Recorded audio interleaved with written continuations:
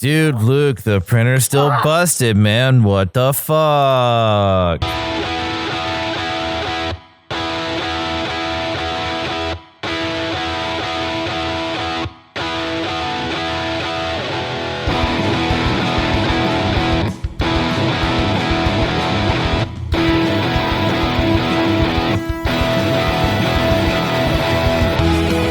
How's it going, everybody? Welcome to episode 94 of the Topless Robot podcast. My name is Ryan. I'm Tyler. I'm Brooks. Dan. And it's been yet another week in a global pandemic, living in the country that is handling it the worst. Living in the state that is handling it the worst of that country. Living in the state that is handling it the worst of the world. Yeah. We're number one. We're number one. Like, I think Florida's been setting all the records instead of us now, though. Florida's been setting the records just because of the population. Florida's been setting the number records for sure, but percent population in growth, Arizona, I think, is still at the top. When we're talking like percent population increases, Brazil is the highest in the world, and we're below Brazil just a bit. So, look at the two, yay! Look at the two leaders of those countries and how they're putting their messages forth for their countries. Yeah. We've got a conspiracy theorist and a conspiracy theorist. Yeah, exactly. I was going to have two different categories there, but let's be honest, Bolsonaro and Trump are pretty much picking from the same tree. We've got a country whose president actually said all Ellen Page needs is a good dick to her face. And Donald Trump, a country led by Donald Trump. You should have said two different things and then let everyone guess which one's which. Yeah, I know, right? Which one's which? It's kind of insane. Might be surprising. It's absolutely insane. And but there's hope on the horizon because Kanye West has announced that he's running for president. Oh, yeah. Hashtag Yeezy. He's such Yeezy a good dude. Ah, there it is. Yeezy for preezy. Graduation was pretty decent, so. Get me off of this ride. Just stop the ride. I want to get off. If he actually won, I honestly think I might have to just leave. Yeah. I don't think I could. I don't think I could, in good conscience, stay in this country if fucking Kanye West was elected president. Yeah, it's everything about. I mean, I saw a post today that said it says a lot for the Times that Kanye West just announced that he is running for president, and that's not the craziest thing you're going to hear today. Yeah. I would say also. When I found out, I was just kind of like, oh, okay. Yeah, right. What I would sucks, like to say that I think our oh, go ahead. No, go on. I would like to say our country was smart enough to not elect a obvious narcissistic, not so intelligent celebrity with no political experience. Yeah, but he's as our president. But I think the record would show that I am wrong. Yeah. Well, I will say this: he definitely does have fresher beats than the president does. So. That's true, but you're basically saying that a hip hop artist who is world renowned has fresher beats than a 74-year-old. I mean, it is true. It is true, but also, I would argue, a given, and not the important platform to stand on. I wonder if Jazzpunk would collaborate with presidential hopeful Kanye West again. Oh, God. Can we get Dave Grohl to run for Would president? that be considered foreign interference? Well, the robots. But they're French robots. Silly Brooks, robots can't run for president. Socialism bots. They were built in France. Oh man. So a while back I ordered a. So I found this website I told you guys about, and I think I brought it up on the podcast, sendico.com, that allows you to, like, when you need to have a Japanese address to send something to, they act as that Japanese address, and then they send it to you. So you can, like, browse Yahoo auctions, and they translate Yahoo auctions in Japan and shit like that. So they receive the thing, and you can actually have a bunch of things sent to them and then package them all together to be sent to you. So you save on shipping, you know. And so I was like browsing Japanese Yahoo auctions and found a WonderSwan color, like a Final Fantasy I limited edition WonderSwan color with 2 games or 3 games for $35, I think it was. And I've usually seen those on eBay for like $90. And the listing said, you know, like function not guaranteed, because they didn't test it, because it was basically from what I could tell from their other listings, they just had a whole bunch of junk and they didn't know anything about it. So they didn't really know how to test it or anything like that. So I took a chance and just spent $35. I got it this past week. And at first it didn't turn on. I was a little worried.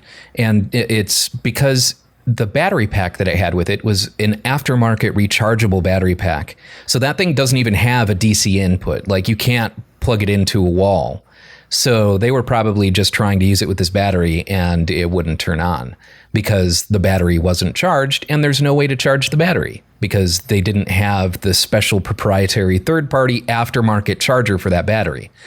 Fortunately, it takes the same battery compartment thing as the WonderSwan color, and I swapped that in, and it worked. So I spent $35 and got this rad WonderSwan, like Final Fantasy I WonderSwan color that usually goes for, you know, $90, $100. Hell yeah. I was very excited about it. The only thing about it is the power button is kind of iffy. So I took it apart and put a little tinfoil on the button, and it works fine. So I've got to say, Ryan, I until you brought up the WonderSwan, I had never fucking heard of WonderSwan. Not even once in my entire life. And it's funny because it's made by Gunpei Yokoi. It's made by the guy who created the Game Boy. Really? And it just never came out in the United States. And so it's made by Namco Bandai. And it's a really elegant, like really pretty impressive little piece of hardware. It's a very, very cool little collector's item. Obviously, all the games are in Japanese, so if you want to play a role-playing game or something like that, you're kind of shit out of luck unless you know Japanese. But there are plenty of other games that don't rely on text or have enough English in them to get by. And they're all really quite impressive, honestly, especially for the time. Well, but can it run Crysis? The universal benchmark. It does run Skyrim. Yes. Surprisingly, Skyrim did come out on the WonderSwan. Now you know somebody would try. You know somebody would try. Oh, probably. I'm sure. Someone needs to do a YouTube series of just modding Skyrim into everything possible. Like every single thing that you can possibly get Skyrim on, they should try and mod it. I would watch that YouTube video. Skyrim on Microsoft HoloLens. Skyrim on Tesla. Where it just paints over your actual environment to create a Skyrim environment in HoloLens. Okay, that just sounds cool. Yeah. I would play that. That sounds like a blast. Kind of wish that HoloLens had taken off on the consumer market. But I don't think technically they ever released a consumer version of it. Like, they're already doing HoloLens 2, but its applications are largely industrial. HoloLens 2, Judgment Day. Probably because I think they're pricing it at like $3,000 or more. So it kind of prices it out of the consumer market. it's one of those things that's good for architectural stuff But and it's building. so fucking rad. Like I've actually used one, and it's seriously cool. It is extremely cool. But we are peons. We are Yes. peons. Yep. Businesses are more people than we. Aside from that, let's get this one out of the way. Hamilton hit Disney Plus this week. And it's so good. I've already watched No it twice. spoilers, Tyler. I haven't seen it. Well, just so you know, George Washington dies. Brooks, the Forefathers rap. It's really They do. Fathers. Oh Thomas boy. Jefferson. Thomas Jefferson is David Diggs. David Diggs is ridiculous, Yeah. amazing. I don't know who that is. neither do I.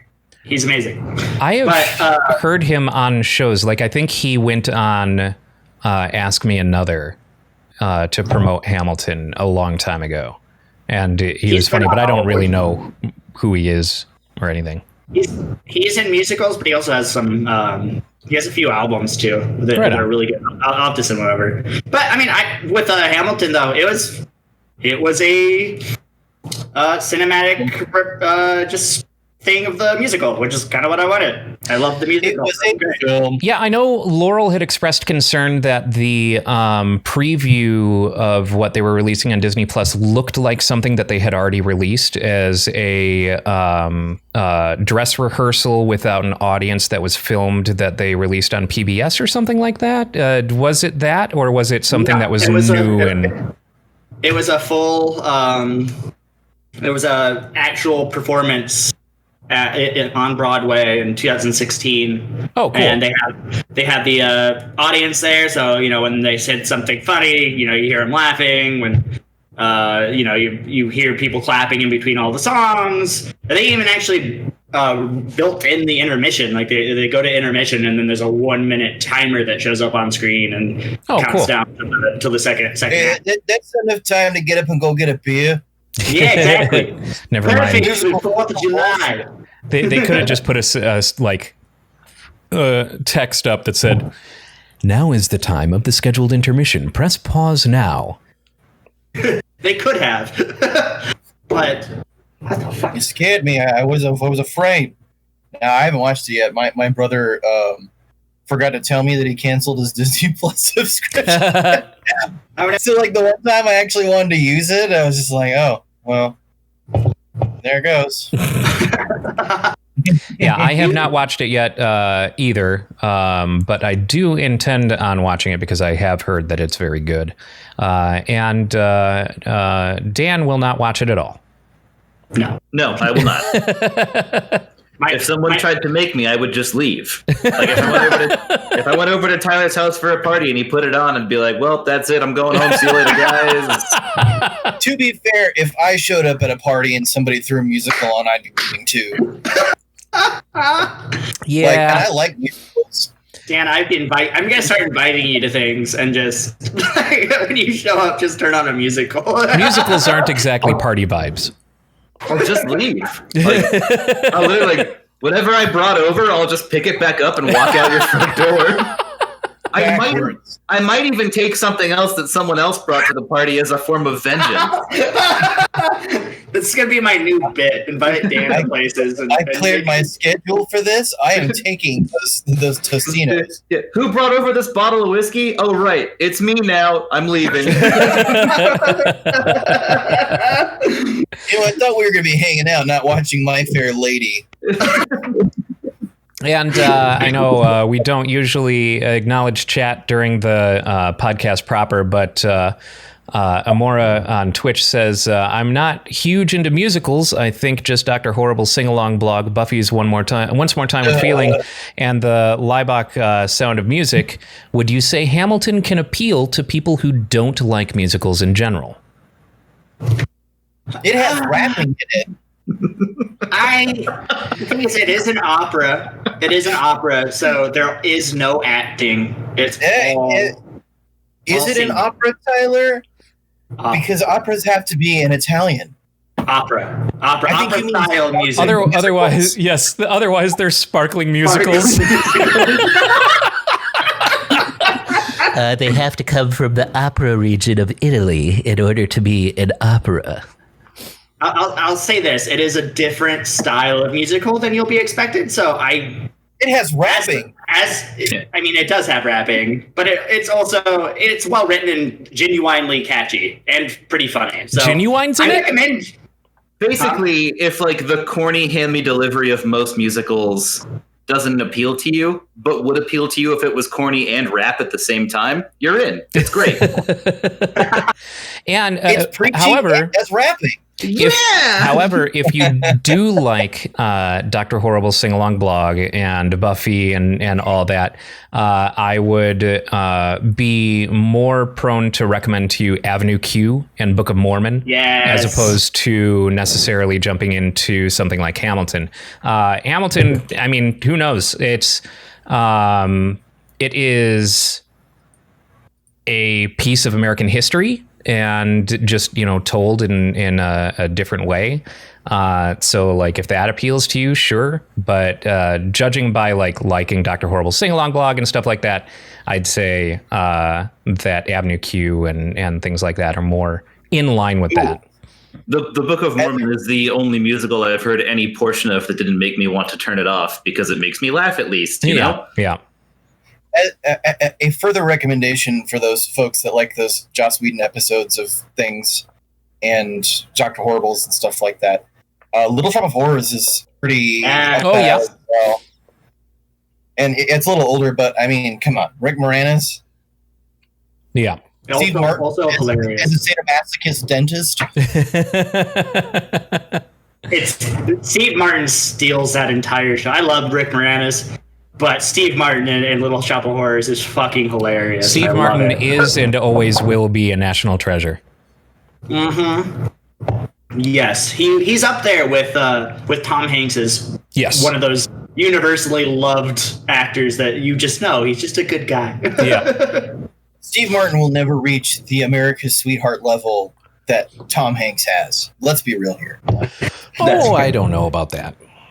Only because he's not actually doing a lot of things. Like Tom Hanks is continuing to do a lot of work. And hey man, you gotta stay up. I think the last thing that Steve Martin did was that whole Netflix special with Martin Short. He hasn't stayed very active, certainly not as like a leading man kind of thing. Like I think Tom Hanks is still doing leading man roles, like where he's the lead and shit like that. Actually, he played Mr. Rogers. Oh yeah, that's right. But technically, Mr. Rogers is not the focus of that. Yeah, I've seen it. Oh, okay. But it's, Mr. Rogers is like the bad guy. That time that Becky has where he goes, and he's back in Vietnam.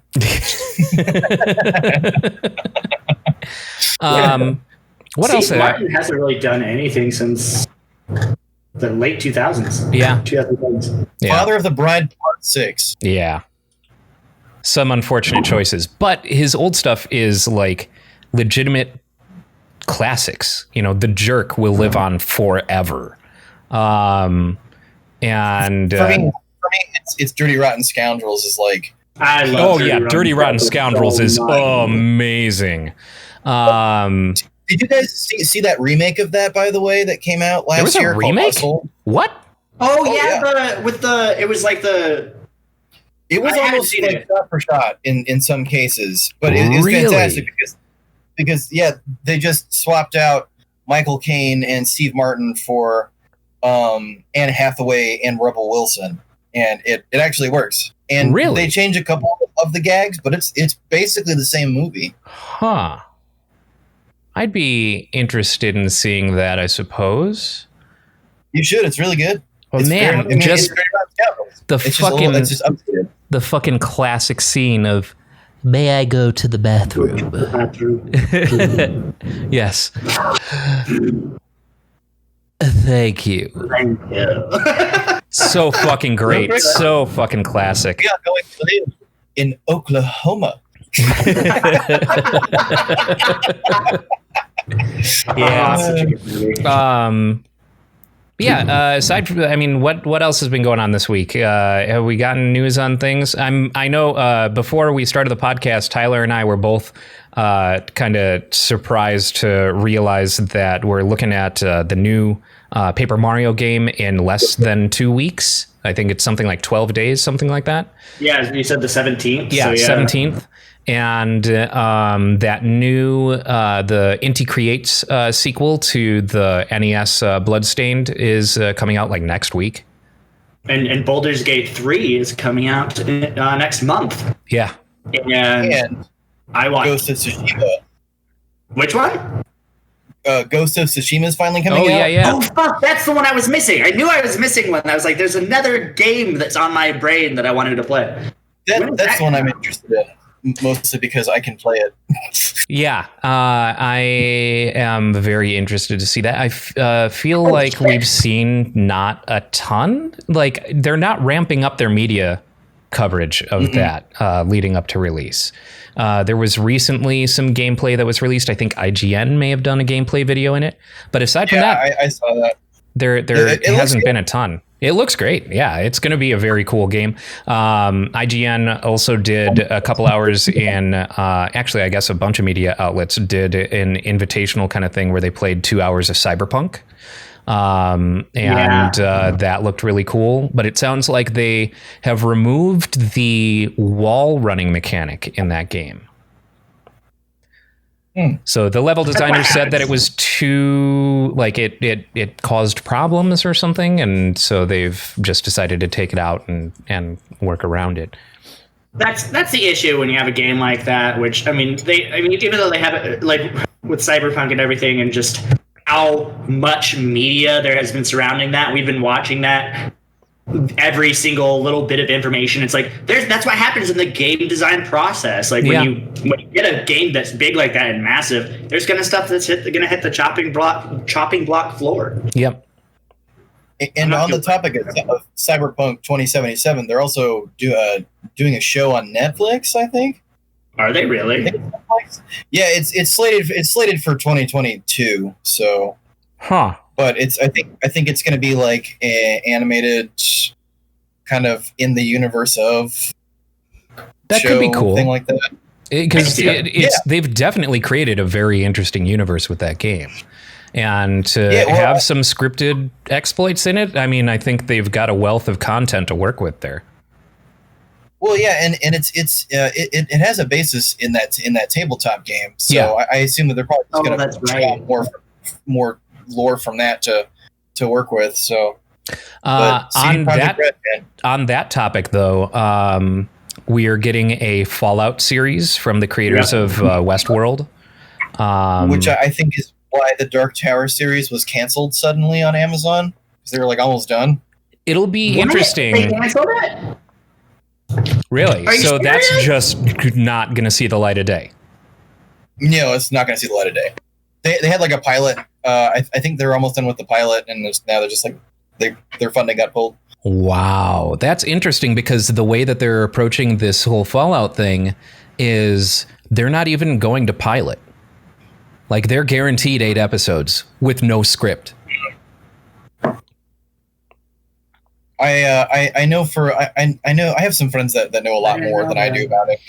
Anytime someone mentions a live action Dark Tower or anything, I'm just kind of like, I'm just going to wait till it comes out to really sort of speculate too much, because I'm tired of getting my heart broken. Yeah, that is a shame. That's the way. That's the way that show should have been, or an adaptation of Dark Tower had to be a TV series. Oh, absolutely. So even The Stand got a mini series. It was a shitty mini series with Gary Sinise, but at least it was a mini series. And I believe that is coming out in the fall. The new Stand miniseries. Oh, really? Yeah, I'm pretty sure that's HBO. That'll be cool. That's so disappointing. I'm like very disappointed right now. I feel like I didn't know that they canceled it. I feel like something new was announced that HBO was doing recently as well, but I can't think of it off the top of my head. We should just throw a whole bunch of ideas out there and see which one sticks. Maybe. And then once it happens, we'll be like, they got the idea from us. Exactly. You I heard it from Topless Robot first. I want a Nightmare on Elm Street, TV series, please. Thank you. Where we get to meet Freddy Krueger's, minimum wage cousin, Freddy Krueger. And we get to see how Frederick Kroeger dealt with the pandemic and the toilet paper shortage of 2020. This sounds brilliant. I want to see an animated musical version of already. An animated musical version of the Mario Brothers. It'll be great. We'll bring back John Leguizamo. Yeah, it's called the Mario Brothers Super Show. Yeah, no, I mean, there was a lot of music on the Super Mario Brothers Super Show. But we got to bring back John Leguizamo and Dennis Hopper, and we'll bring them back into the fold. Let them, make amends for their previous horrors, and in the fashion that Mario Bros deserves. But they can't really. Bob Hoskins is dead. That's true. No. You do like a gritty, like Logan style, reboot of it, just called Luigi. And it's just John Leguizamo, like from back, like training and waiting. That would be fucking hilarious. Mario's dead. Watching it's the after years. Luigi dealing with heartbreak from his dead brother. Mario is losing his mind and in a wheelchair and is only sometimes comprehensible. And Luigi has to protect and save and hide him from King Koopa and his Koopa Troopas. Yes, I'd watch it. Yeah. I'd 100% watch it.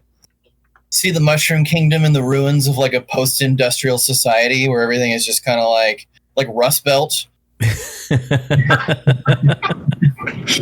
That'd be pretty great. That would be. I would ask what movie Dan would want to watch, but the answer is none. So. No, Dan would love to see a sequel made to Cannonball Run. No, I really wouldn't. I mean, maybe if they named it the Cannonball Run 3, because whenever I try and say the Cannonball Run, the words turn to ash in my mouth, and there's some sort of cosmic force preventing me from uttering that. I have the same problem with Highlander 2. That's my problem with Hobbit. Oh no, see, that's just a you problem because there was a Hobbit 3. No, with that, it really was. No, there was not. I don't know what you're fucking talking about. I don't know. There was indeed. Hobbit 3, Battle of 5 Armies, Armageddon. Oh no! Oh man. God, that movie is so bad. Hobbit 3, you shall pass. All right, sold. Cool. All right. Where do I pick up my Netflix check? Yeah, I mean, honestly. It's in the mail. Aren't they still planning on doing like a Witcher animated series? I thought I saw it. I think so. No, it's an animated series exclusively about Gwent. Oh, animated movie, apparently. Oh, an animated movie. Okay. Because I know that there's... The Gwent series will get a Hearthstone series from Blizzard. Oh, boy. Magic the Gathering, I mean, the animated series. You know that CD Projekt Red has already made Gwent, right? Like an animated no, show like for it? No, a standalone game for it. Yeah, I know about Okay. that. I'm talking specifically about an animated show about Oh, Gwent. okay. Produced by Activision Blizzard. No. Oh. Hearthstone, the animated series, will be produced by Activision Blizzard. Come on. Ryan. No. No, what's gonna happen is poker world. That disappointed sound is directed at you because you didn't listen. No. Look, I will be fair with the soundboard. When I deserve a fail horn, I will give myself a fail horn. I absolutely deserve that fail horn. Absolute power corrupts absolutely. That's all. Productivity, comrades. Until the people's robot eyes. Oh, God. Hit the button! Whatever words I intended to speak will never be spoken. That was beautiful. Oh, man. I just chucks his headphones down and leaves. Where the fuck's he going? He lives at home. You will find that most people live at home. They do, Tyler. They really do. It's the button. It's the Home is where you hang your head. Oh, Jesus. But not exclusively, because I usually hang my head in shame at most places. It's so long, it's weighing you down.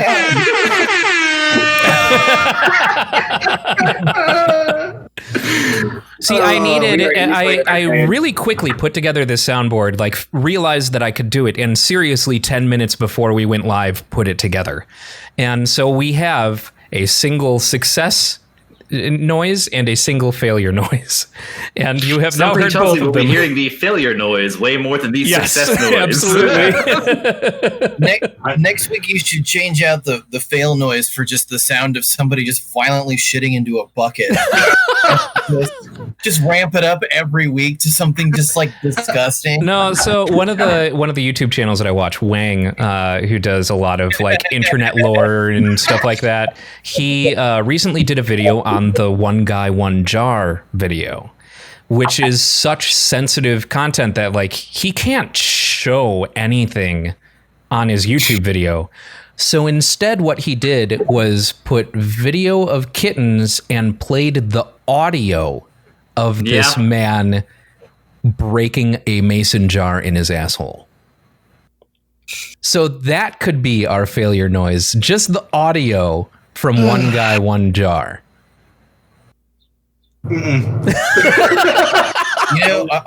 I'll start telling worse jokes just so I can hear it all the time.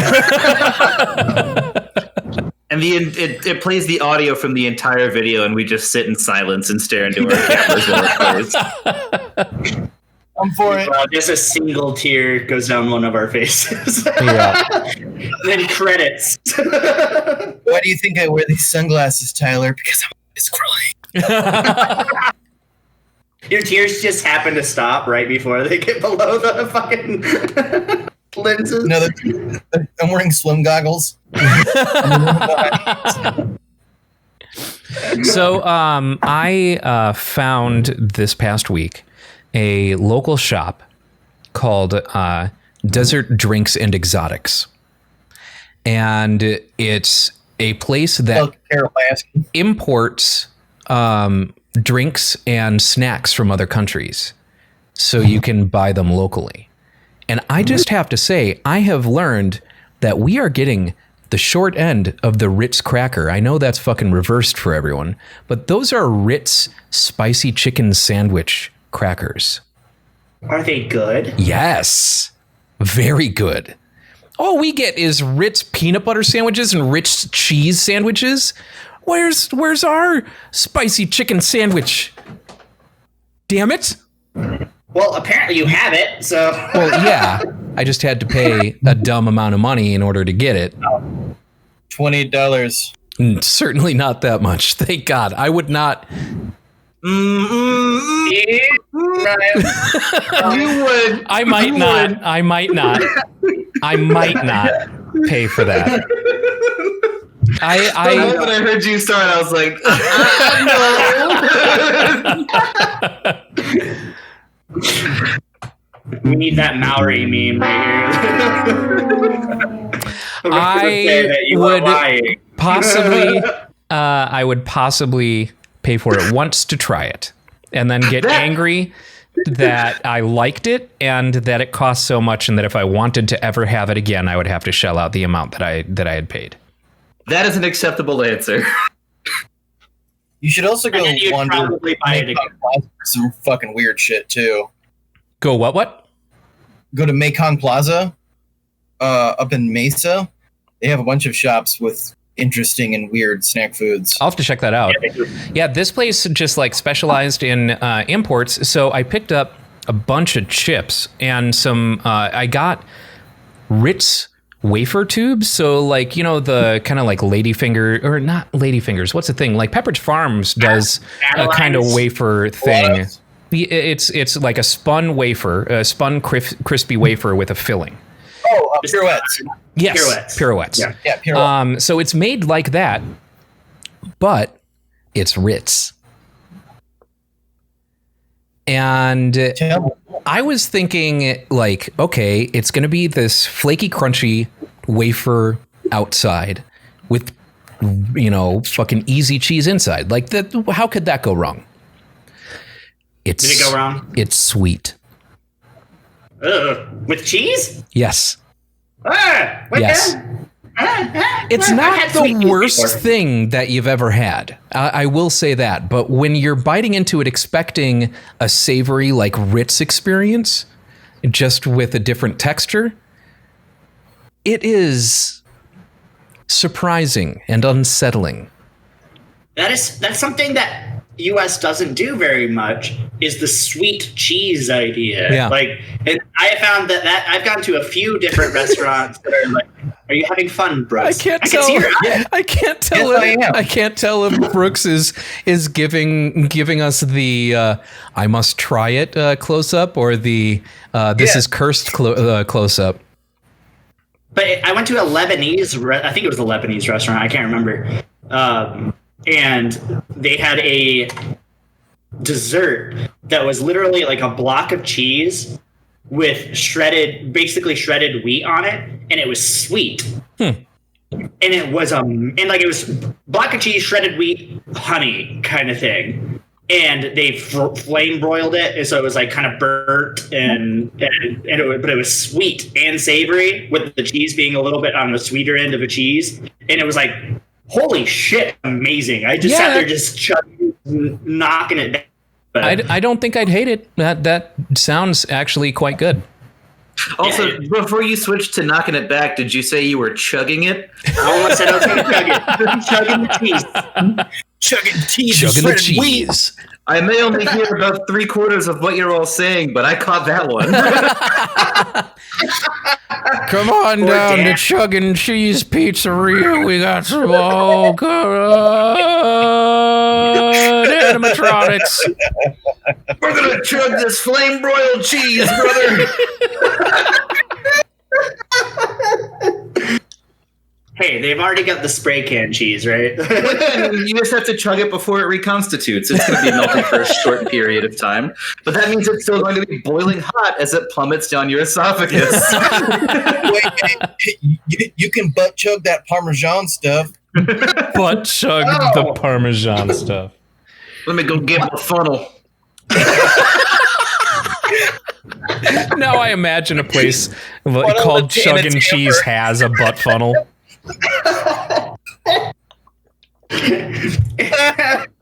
It's specifically designed so that way the points go like flat like this, and it goes up and then into a butt shape around it. Their commercials are like perfect for frat parties. It's like a hookah shop, but it's like a hookah bar, and everything's just a butt chugger. And like in hookah shops where they've got the little disposable plastic tips, so you're not having to share germs with other people who use the hookah hose, they've got like special butt plug covers that go over the funnels. So gross. It's an interlocking series of cheese distribution. Oh, it's so stupid. Or it becomes taboo, like you can't go to certain stores and order a pipe for smoking marijuana. It has to be a water pipe. What's the alternative name for the butt chugging apparatus? Cheese. Cheese suppository delivery system. Yes. Okay. Or a dairy dugout. a dairy dugout. Oh, God. Oh, see, that was a little less on the nose. I think cheese suppository just kind of makes you, I know exactly what that is. Dairy dugout. We know, but not everyone. The kids these days are calling them chuds.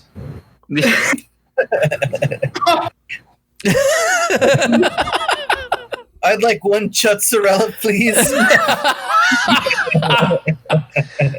Tonight at 9, the new craze that is sweeping through high schools. What you may not know may kill your anus. You thought Jankum was bad. I forgot about that shit, man. Oh, it's hard to forget about that shit. It's funny because shit. So we live in a time where it's hard to tell what headlines are real and what ones are fake. And something that's been going around that made me raise an eyebrow a little bit is that kids in Arkansas are hosting COVID catching parties. And it made me, but, before you do the thing, it made me think about the media reporting on Jankum. It made me think about the media reporting on popped collar flags. These were things that were invented by 4chan or something awful. So when it comes to the media saying, kids, anytime that the media wants to report on a trend that kids are doing, because they reported seriously on Jankum and popped collar flags, I'm hesitant to believe what they're reporting. Well, so the only reason I wouldn't be skeptical about something like this is because people have already unironically done things like pox parties. Right. But so those are humans, usually parents. It is proven that humans actually think that's a good idea. Yeah. But those are usually parents, like organizing something so their young child can get it out of the way. This is purportedly something that kids are organizing themselves and actually making a competition out of it as to who can catch COVID first. Well, again, that's something that doesn't surprise me at all, because all of the dumb challenge videos that people do, you call literally anything a challenge and some dumb fucking kid will do it. This is my cinnamon challenge. This is my COVID catching challenge. I scraped some of the fecal dust from a friend of mine who tested positive's toilet, and I'm putting it in this spoon, and I'm just gonna take it. Hey, what's up, guys? This is my COVID catching challenge video. I'm going to walk around the city and lick the forehead of every homeless person that I can find. Well, he failed to catch COVID, but he towards other incurable diseases. He's definitely got herpes. You get herpes from the forehead of homeless people. Yeah, that's how that works. That's right at 9. Does that mean that, like, we can classify licking someone's forehead as a sexual interaction? Because you can catch STIs and STDs from it? Look, don't kink shame. Yeah, come on. I'm going to lick your forehead and catch herpes. Wait. All you have to do is wear a shower cap before, or just wait until marriage. It's just not the same as raw tongue in it, dude. Like, I don't get that same texture from the shower cap that I get from someone's forehead. Especially if it's like a really dirty homeless person, because you know my preferences, right? Like, I want to get that dusty texture. Dusted for his pleasure.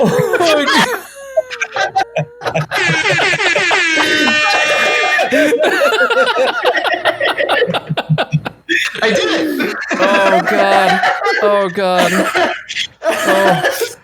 Oh. I don't know if this is all legitimately hilarious or we're all going delirious by the I've been drinking since 11, so I heard laughter, and that's all I care about. For the sake of our audience, I hope it's legitimately hilarious. Oh Lord. Oh God. Oh. So, what else has been going on, guys? Aside from licking homeless foreheads and Jankum, what's on the docket?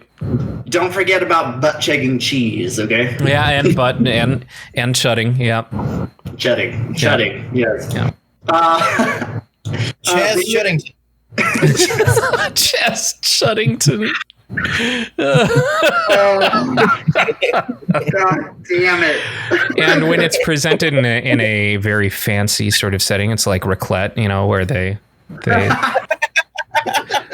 bring the cheese to your table, and then they put like a like a fucking tablecloth over your ass, so then you can hide your shame. No.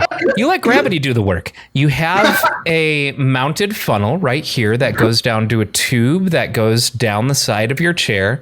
So when you're being served, the person comes over, CHUD, sir. And he just pours it into the funnel, and then you sit there and continue your conversation and just talking like Norman. Oh. But because the physics of that are very complicated, they have to deliver it through an air pressurization. The cheese of the day is quite pungent upon the ass. Oh man! Would you care for a few more PSI on your funnel today, sir?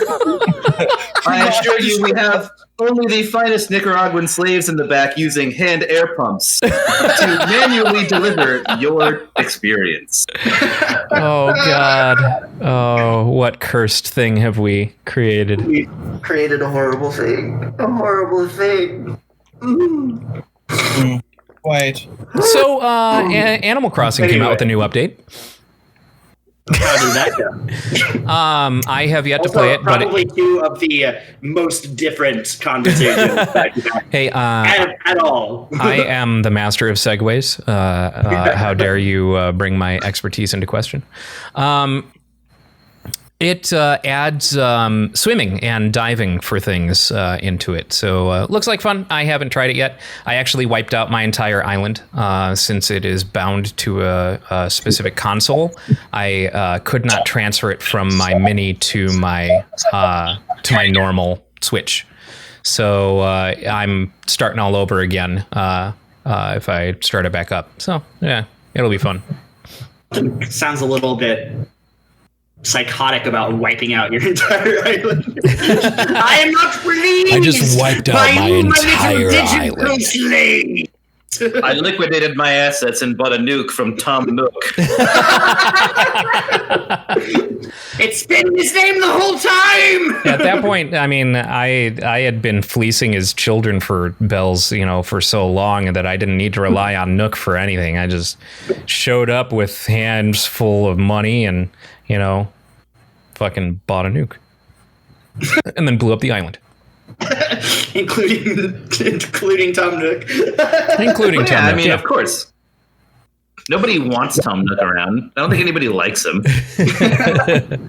And especially in this, he's, looks so smug in his boogaloo Hawaiian shirt and shit. And he's just silently crying as he delivers the nuke to you that he knows is about to be used to kill him and all of his family. But he is ever the capitalist, so he knows what he must do. Yeah, he chose to die richer. Yeah. He will protect his legacy. Die with your pockets filled and empty with nothing in them. I will take these millions to the grave. Meanwhile, Ryan comes back and just harvests his corpse. And Neon Abyss, that game that I mentioned last week, has a demo on the Switch now. And the demo on the Switch differs from the demo on Steam. It seems like it's a more complete demo. Like it's at a different point in development because certain things are more fleshed out and there are different room types that are introduced. I am going to end up getting super hooked on this in the same way that I was Binding of Isaac because it scratches that exact same itch. I'm extremely excited for it. Been thinking about streaming some of the demo probably sometime in the coming week because it doesn't come out until the 14th. So probably stream some of the demo leading up until then and then stream the full game once it comes out because I am thoroughly enjoying that game. The week of the 7th, that week is going to be a busy fucking week. Yeah, no kidding. Games. There's a whole lot coming out. I just looked up Ghost of Tsushima. Guess what day that comes out? 17th? Yeah. So we got Mario Party, we got Ghost of Tsushima, we got a few Paper Mario. more indie games. Did I say Mario? You said Mario Party. Sorry. Yeah, Paper Mario, Ghost of Tsushima. That's gonna be a busy fucking week. Yeah. It's been a weirdly good summer for games. Like, I always remember growing up that summer was kind of the things would die down as you got further into summer, but I guess it makes sense. We're all stuck at home. I will probably let Ghost of Tsushima wait and instead go for Origami King, the Paper Mario, because I love the older Paper Mario games like 10,000 Year Door and shit like that. Like the ones that came out on Wii were great. So, and Nintendo. The only one that wasn't good was Sticker Star. Like, right? Everyone likes all of the other ones. I don't even know if I played Sticker Star. Never played Sticker Star. Sticker Star wasn't even bad. It was just mediocre. You know? But I think every other Paper Mario game has had great acclaim. Yeah, so I'm really, really looking forward to that. And that's not to say that I'm not looking forward to Ghost of Tsushima. It's just something that I can probably wait on in favor of something that I know I'm going to lose myself in for a while. Well, I will probably get Ghost of Tsushima like the day it comes out, so because I've been waiting a long time for that because a soul still burns. I still want to get Sekiro. Eventually. I thought about picking it up this summer, but with Ghost of Tsushima coming out, I can fill my samurai game docket with something that's not going to frustrate me as much, even though it probably will. Yeah, I'll be curious to see kind of what the mechanic crossover is going to be between those two games, because Not much. In setting they seem fairly similar, but one being from software and one not. I wonder if this trend of making Souls-likes is going to be implemented in like Ghost of Tsushima, which would make it Sekiro-esque. Well, I'm not even sure that that's the best way to put it, right? Because I wouldn't say that Neo was anything like Sekiro or the other way around. Like, only because it's set in feudal Japan doesn't mean they play similarly at all. Sure. And I think that's going to be a big thing with Ghost of Tsushima and Sekiro, because Ghost of Tsushima is going to be like more rooted in actual history, whereas Sekiro is much more fantasy based. Sure. Like, yeah, it's in feudal Japan or a similar era, but it's much more heavily rooted in the mythology as opposed to like samurai ninja warfare. Sure. I just figure, like the trend seems to be that From Software has nailed mechanics so solidly that it seems that the trend is that like From comes out with something rad and then everyone else rips off mechanics from it and it becomes a genre in its own. Maybe. But from everything I've seen so far, I don't think Ghost of Tsushima is going to play like Sekiro at all. I think it's going to be a way different game. Yeah, to be fair, I have not seen any of the gameplay yet, just the way that they're choosing to portray it. And it looks visually stunning and does look like it has kind of the mythical samurai kind of one hit will kill sort of gameplay. Yeah, I think it's probably going to be along, and I'm getting kind of like Shadow of Mordor-y looking vibes from it. Really? Yeah, but it's grounded in a very specific time and place as far as it's during the first Mongol invasion of Japan, and it looks just like the birth of ninja fighting because of just the stuff in the trailer. Because I'm a big old dork, fucking weeb trash. You know, Get out the paddle, boys.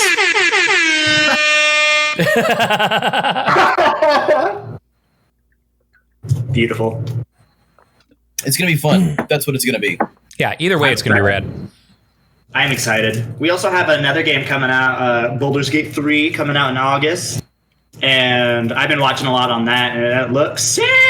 When did Baldur's Gate 2 even come out? I feel like people have been waiting a long fucking time for this one. It's been over 10 years. Yeah, Baldur's Gate 2. It's not more. Baldur's Gate 2 came out when I was working at not GameStop even. It was Software Etc. Or no, it was Babbage's. All same company. But so that would have had to have been in the early 2000s. So like maybe 2001? Something like that. They made an enhanced edition in 2013, but That doesn't count. Doesn't count. Where's the original? 2000, not bad. Yeah. Okay. 2000. So yeah, we've been waiting literally 20 years. Yeah. That sounds about right. Not that it's like an acceptable time to wait for a sequel. That's Well, for because sure. then they went from Baldur's Gate 2 to Neverwinter Nights, and Neverwinter Nights became like the focus for a long time, and was kind of the thing that everyone played for the longest time to scratch that same kind of itch. And Neverwinter Nights also introduced the whole kind of GM mode too, where you could have a single player be kind of like an overlord that, controlled the campaign going forward, which was awesome. I had a lot of friends who would die hard into that. Yeah. Similar like you can do with Divinity Original Sin 2, where you can make your own campaigns in that game. It's super, like such a good idea. And I'm sure that there have probably been games before Neverwinter Nights that did it, but if there were, I was not probably aware didn't of do it as them well. at the time. And like when Neverwinter Nights, when they were showing that off and we're talking about that feature, like my friends and I were all losing our shit over that. I never actually got to play Neverwinter Nights. I don't think I had the money when it came out to buy a game for a while, and then it just kind of passed me by. It's definitely worth getting into. Neverwinter Nights and Neverwinter Nights 2 are both really good games. But by the way, speaking of the reason why Baldur's Gate didn't have a sequel forever, Black Isle Studios was the developer for them, and they went defunct in 2003. So that's why that's a big reason why. Yeah, that's a big reason why you didn't see a lot of Baldur's Gate forever. Interesting. But the new one looks fucking cool. Like it looks like it's going to be a D&D game, but digital. Yep. Where it's like you literally do, you do perception checks, and you're actually rolling dice. It's not just automated in the background. Like really? You do like a persuasion check, and like a dice rolls on screen, and then it's like, oh, you passed it or you failed it, and stuff like that. I have to ask then, Tyler, have you ever played Divinity Original Sin? I haven't. I know I've heard it has a similar-esque thing, and a lot of people are comparing the two. You should absolutely pick up the second one and play it. Like, you will love it. It's been on my list. It gets off to a very, very slow start to the point that it's put me off the game, because it's my least favorite like tabletop cliche of starting in a prison, pretty much. Sure. Like, and then you're forced to get along with these people because you have to survive together, sort of thing. That is one of my least favorite storytelling cliches, but the game is still really good despite all of that. And once you get away from that prison start, it's nice. I'm definitely that's on my list. I'm gonna definitely be picking that up here soon. I saw it's on sale on Steam. Yeah, I was gonna say I haven't checked, but I'm almost certain it's on sale for the summer sale right now. Yeah, probably. That would make sense. Yeah, summer sale runs until July 9th. So that is Wednesday? Is that Wednesday? What's today? Today is the 5th. Thursday or Friday. Thursday. Okay. You can actually buy something on the summer sale. Yeah, honestly, like we were talking about last week, this is the first Steam sale in a long time that has had a number of things of interest.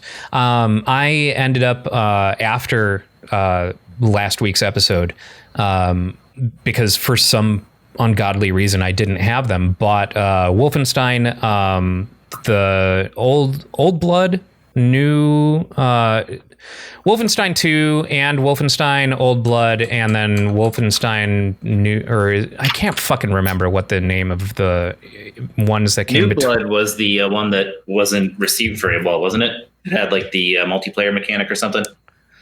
I don't remember. I know that the Young Blood is the one that wasn't received very well.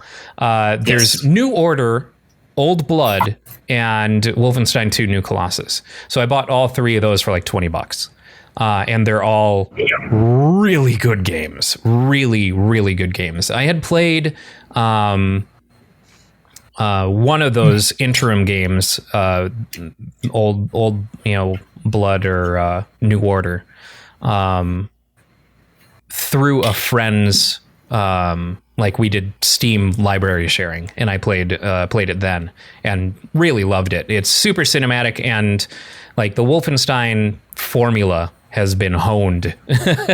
It's very, very good. They've had enough time to get it right, so yeah, right. It better be. But what I love, one of my favorite silly fucking first-person shooter tropes is like anything that you kind of find, like you're killing Nazis and they'll fall over and like drop their helmet, right? So you can pick up that helmet and you add to your armor. You kill another Nazi, he drops his helmet, you pick up that helmet and you've got more armor. So I'm picturing BJ Blazkowicz walking around with a stack of fucking hard helmets on his head. Like that one Shelf Silverstein poem. I am the Reichstag. I'm still waiting for the right opportunity because I picked up Jazzpunk finally. I've been looking at that game for years, and it's supposed to be a trip.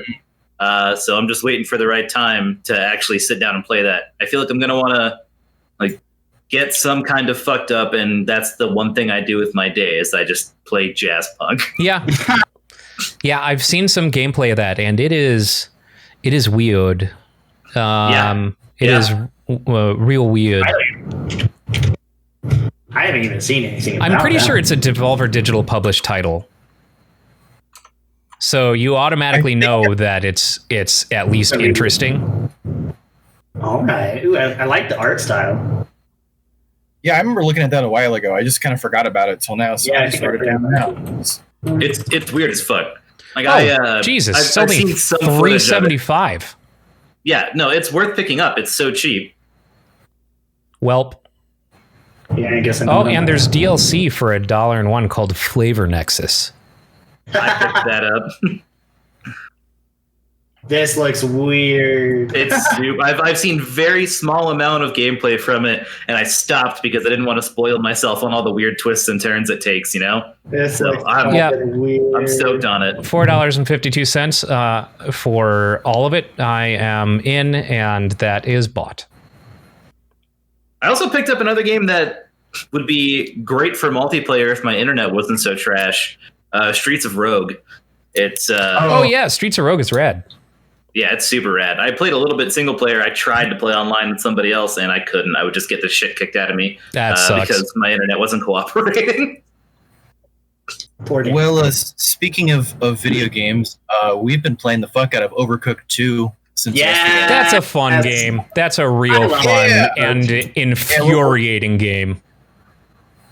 Well, we've been consistently, all three of us here at the house have been consistently taking the game's lunch money every time.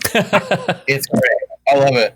That's one of those games that harkens those days of playing Mario Party on the couch when we were kids and hating every single person you're playing with. Just like, you son of a bitch, can you just put the fucking steak on the fucking grill? God damn it! Well, I guess I just have friends that I live with people that I cooperate well with because we haven't even yelled at each other once yet. As I recall, if I remember right, I have seen someone play with their parent, and it was a trip to try and watch them describe to their parent what they need to do. Oh. It sounds like that sounds like something that every IT professional It is kind of the same thing. have to do before they start their work. Yeah. Press the green button. I don't know why I'm like trying to hide their identity. It was Erica and her mom, and it was just the funniest shit ever. That's amazing. So, what aside from Overcooked, what has everyone been playing this past week?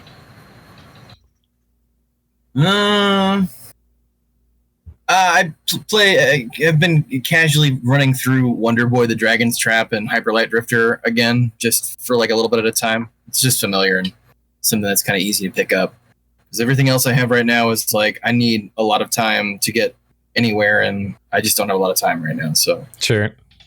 I've been playing a little bit more Last of Us 2. I took a break just because it was heavy and sad. No spoilers, God. And I didn't know. I'm looking at it, it's like this is the worst time ever to play it. It's still such an amazing game, but everything was really sad this week, and I need to take a little break. So I took a little bit of a break from Last of Us. But played a little bit of Jump Force and Dragon Ball Fighters because I got on an anime kick recently. It'll be even heavier for you to know that some of the criticisms that the people involved in the creating of The Last of Us 2 have been overtly anti-Semitic. Really? Yep. I just don't think I know enough about the context surrounding The Last of Us 2 to know No, what it has needs to be nothing to do. anti-Semitic. It has nothing to do with the game or its content. It has everything to do with them targeting specifically the creators of the game and like anti-Semitic death threats. I just saw today one of the studio heads posted a collection of like some of the responses that he's gotten from people that are not critical of the game. It is all anti-Semitic tropes, like just disgusting, abhorrent anti-Semitic tropes.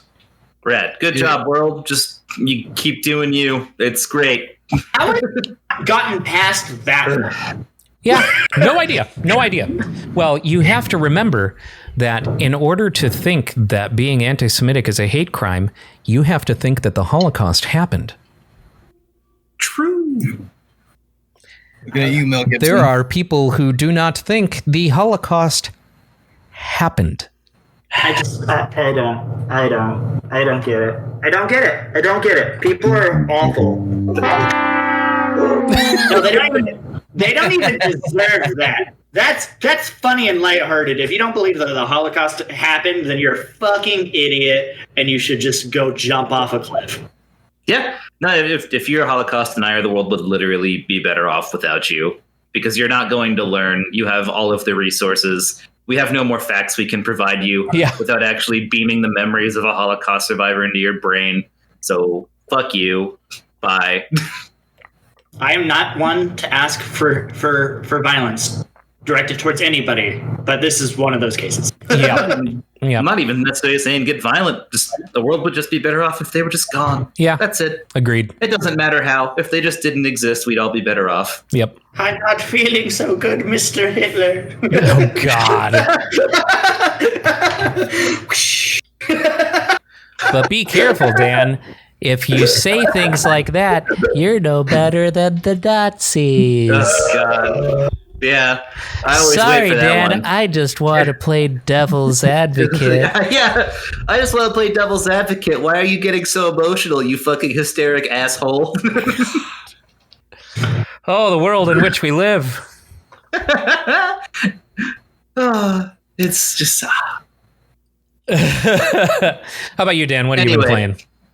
Yeah, I just bouncing back and forth between trying to play Final Fantasy XIV with my friends and playing a lot of Smite.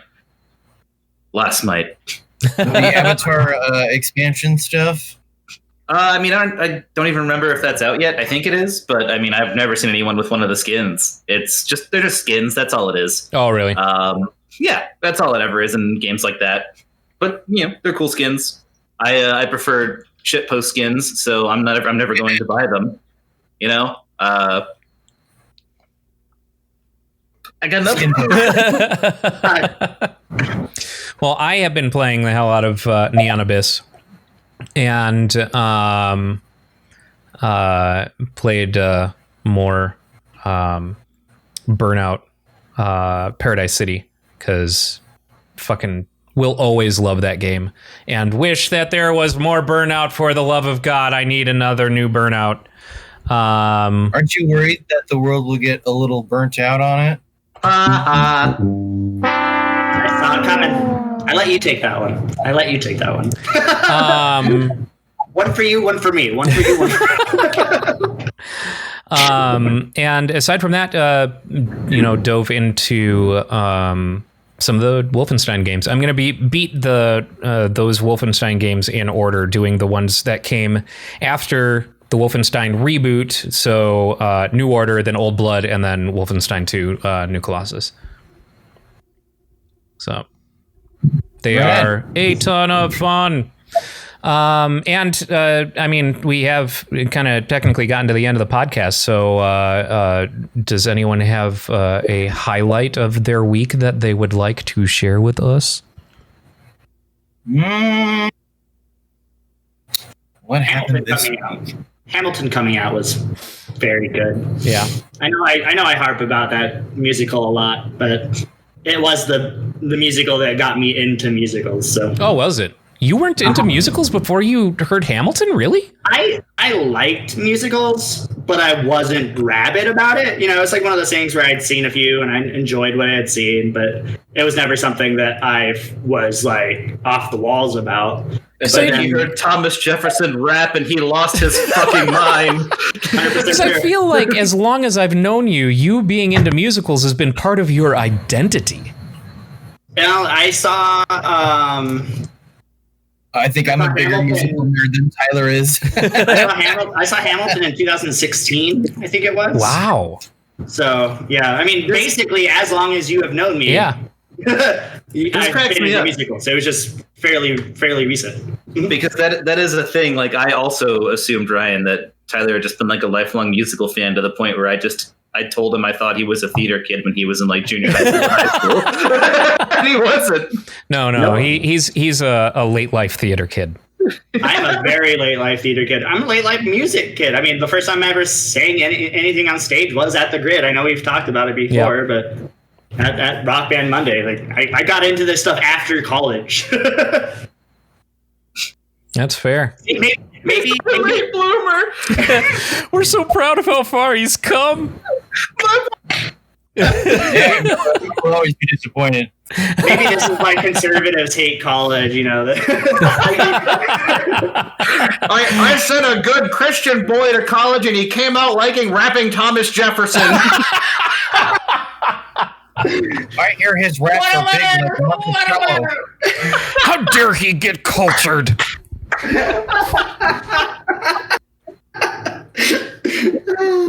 The only culture we need is guns and eagles. Fireworks. America. The Eagles of death metal.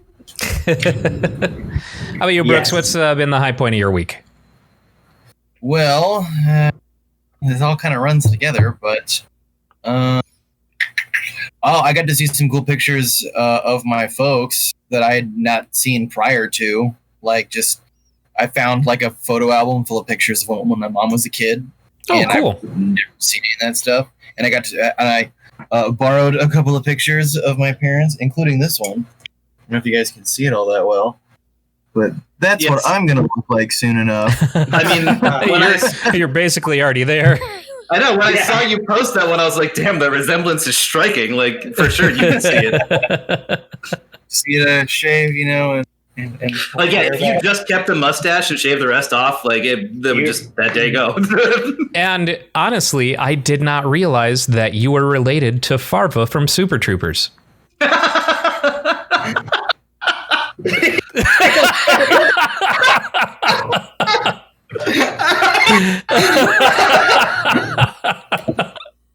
Stop with the shenanigans, right? His dad's gonna kick your ass now.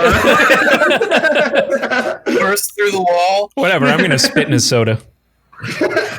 He's gonna bust down your front door and just take your lunch money.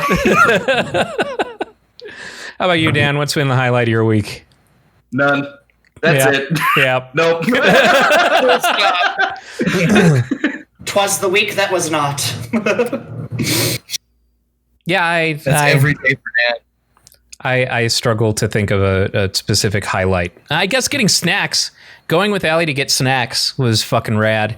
Got a whole bunch of like really cool, snacks that are not available in the United States. Some of them were pleasantly surprising and surprisingly pleasant, and some of them were predictably bad.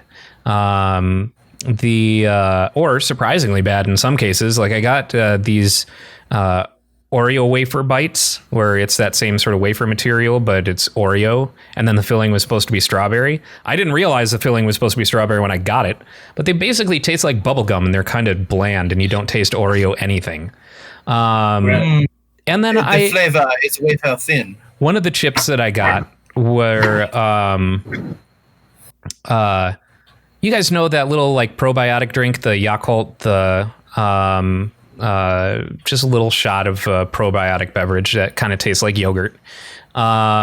They have Lay's in other countries has soda flavored chips. Mm-hmm. Cola flavored chips and like candies are super popular, just not in the United States. Yeah. So I got a soda yogurt drink flavored Lay's potato chips. So they've got sodium bicarbonate on the chip as part of the dusting. So when you put it on your tongue, it bubbles and it tastes like the yogurt drink. Interesting. Witchcraft. This does bring one final question for me before we end the episode, because I always love hearing this. What is the worst foreign snack any of you have ever been subjected to?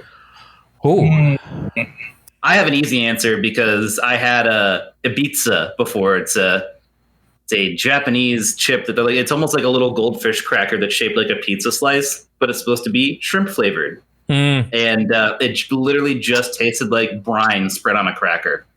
No shrimp flavor. It was just brine on a cracker, and it was fucking gross. Yeah, that does not sound pleasant.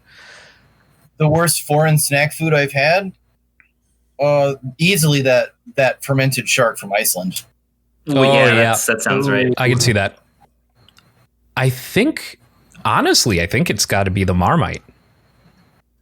Yeah. You're so wrong. I love how you're like complaining about, it was basically just brine on a cracker, but Marmite's great. But yeah, it's bitter. I like bitter stuff. Brine isn't bitter. Brine is like an absence of flavor. It's like a punishment. That Marmite had some salt to it. Like it was a salty punch in the palate. Bitter is not where I would go to for that. Like, I mean, the fucking accompanying shots were bitter. The Malort was definitely bitter, but I just love that. Like, I overall was able to enjoy that experience. Like, take a couple shots of Malort. Like, it's not great. This Marmite toast is delicious. I think I took somebody else's slice from them because they didn't want it.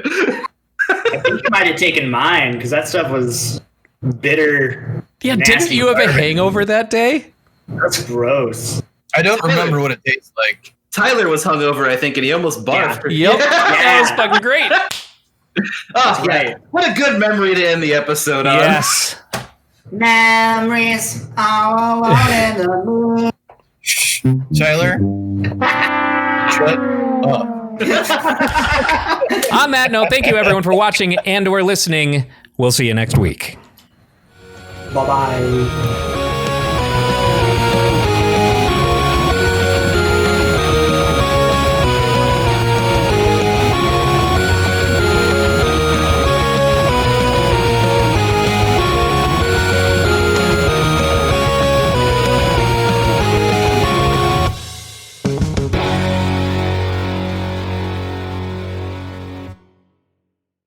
Hey everybody! Once again, I started talking at length about Hamilton, so Dan decided he was going to put me in the shame box. If you want to see all of our fun talks about musicals and everything like that, probably don't watch. But, still subscribe. This is what you get when you sing.